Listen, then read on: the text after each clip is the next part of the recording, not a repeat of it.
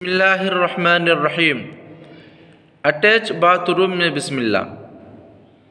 Attach bath room میں اگر نجاست سامنے نہ ہو یعنی گندگی سامنے نہ ہو تو وضو کرتے وقت زبان سے بھی بسم اللہ پڑھ سکتے ہیں، لیکن اگر گندگی ظاہر ہو تو زبان سے بسم اللہ نہ پڑھیں بلکہ دل میں پڑھ لیں۔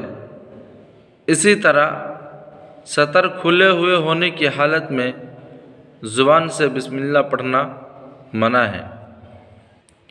وسوسہ کا مریض شک پر عمل نہ کرے، یعنی جس شخص کو شک کی بیماری ہو، جس شخص کو وہم کی بیماری ہو اور اسے بار بار اعضائے وضو کے دھونے کے بعد بھی اطمینان نہ ہوتا ہو تو اس پر لازم ہے کہ 3 مرتبہ سے زیادہ ہرگز نہ دھوئے اور شک پر عمل نہ کرے، ورنہ وسوسہ ڈالنے والا شیطان اسے کبھی چین سے رہنے نہ دے گا، اور اگر 3 مرتبہ کے بعد پانی بہاتا رہے گا تو